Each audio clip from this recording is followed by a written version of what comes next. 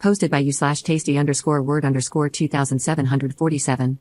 A little background: my mom and dad separated when I was 6 and went their separate ways. They had joint custody of me, but they both started new families. When I was 9, my mom married a man, let's call him Robert, who already had a daughter, let's call her Kira, who was 2 years older than me. My dad got engaged when I was 8 to a wonderful woman, let's call her Layla, whom he married when I was 12. My relationship with Layla is beautiful. She has truly been a mother to me. She basically helped my dad raise me, takes an interest in my life, comforts me, advises me, shares common interests with me, and we do many activities together. She and I recently talked about the possibility of her legally adopting me as soon as I come of age. Doing so now would be a bit messy legally because of my parents' joint custody, because, to me, she is my real mother, and I want it to be official. My relationship with my biological mother, on the other hand, is almost non-existent. Even though I was required to spend specific days with her, we never managed to bond because she spent all her time giving attention and affection to Kira, who already has her own mother. Even when she tried to involve me in some activities, she always included Kira, and we had to do only what Kira liked. At a certain point, I started declining her invitations and often asked if I could avoid going to her on the set days because I was almost always ignored or left aside, and I preferred to stay at home with my father and Layla. My father always tried to understand me, but he also had to honor the rules set by the judge.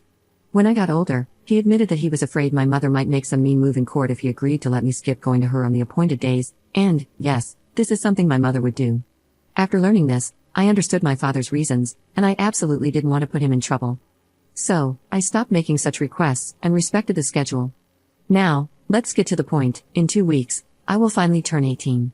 I was lucky because my birthday falls on the days I stay with my dad, so he, Layla, and I started planning my birthday a month ago.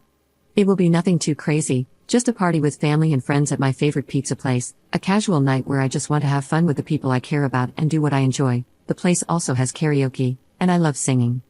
Of course, after booking and setting everything up, we sent out the invitations, including one to my mother.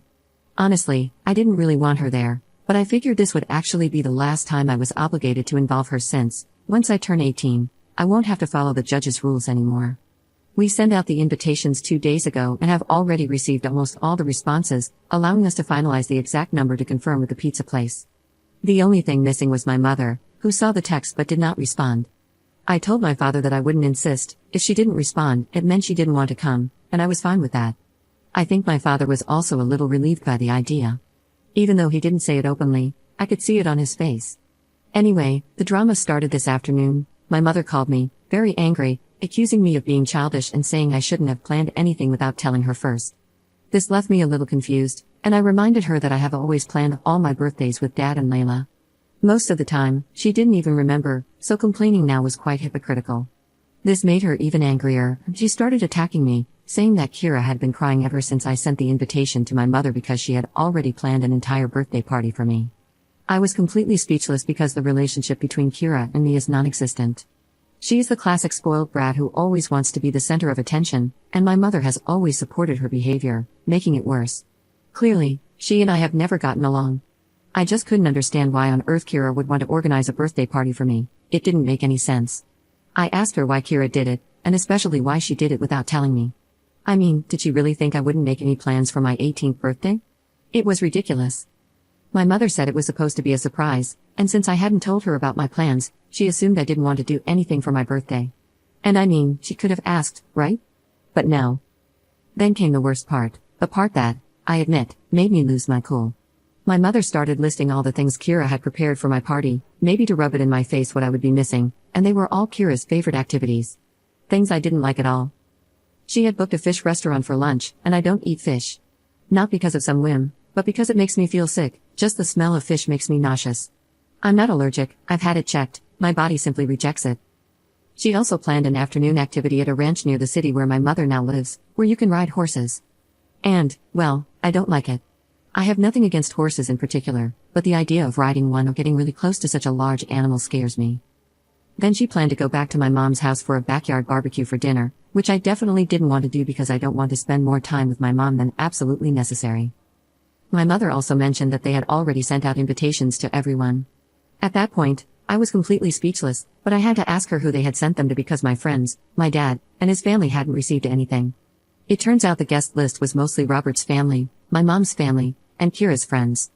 I mean, it was basically a party organized by Kira for herself under the pretext of being for my birthday.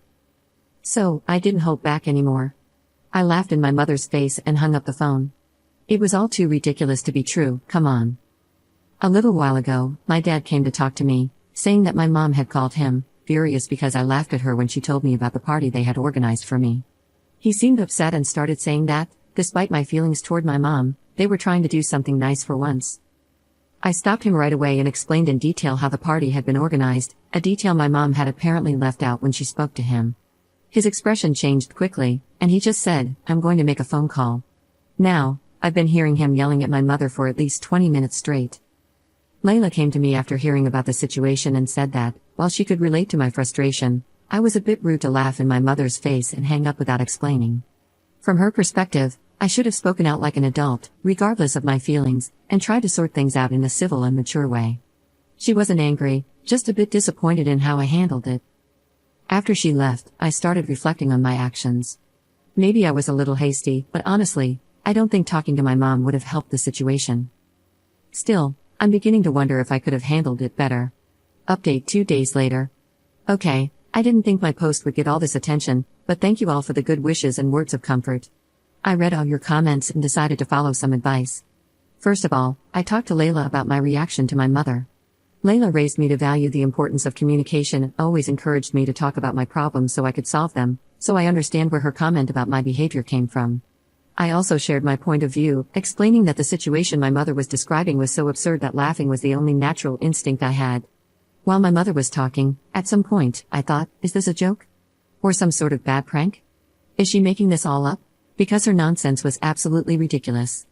Layla said she understood me, and, as many of you have mentioned, she just wanted me to realize that there will be situations in my life where I can't simply laugh and hang up the phone.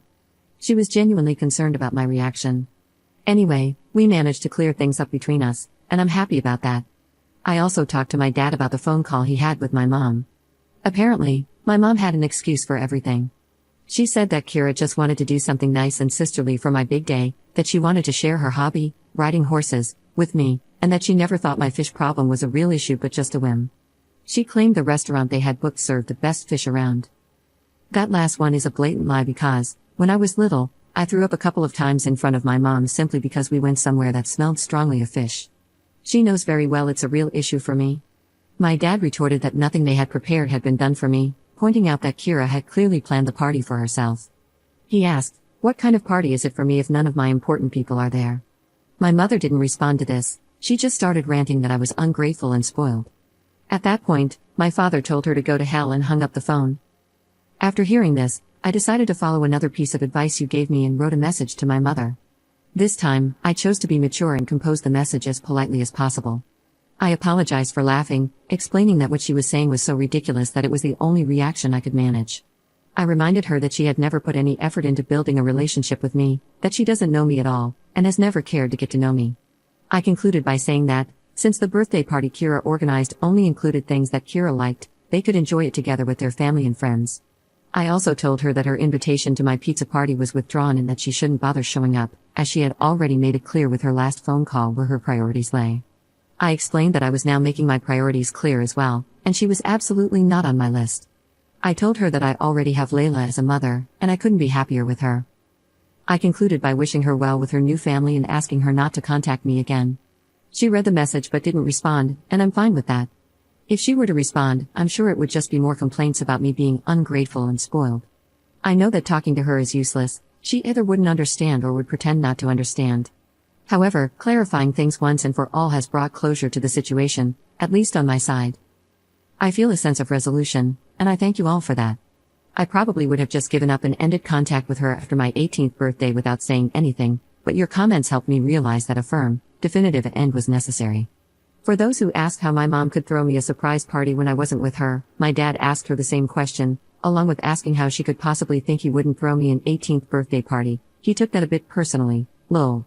She explained that they had planned for Robert to come get me on the morning of my birthday, explain the situation to Dad and Layla, and then take me to her house under some pretense.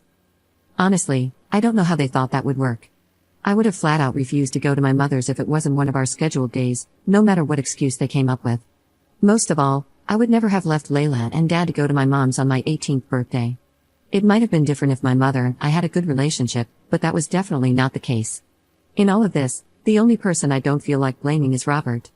We never had a close relationship, but he was always polite to me when we lived under the same roof. He even cleared out his study so I could have a permanent room at his house when I stayed with my mother. We didn't develop any kind of stepdaughter-stepfather bond, but he always tried to be kind to me, so I don't hold him responsible for any of this. It's likely that he genuinely thinks the party is for me. We don't know each other well enough for him to know my tastes unless my mother told him, though I highly doubt she did.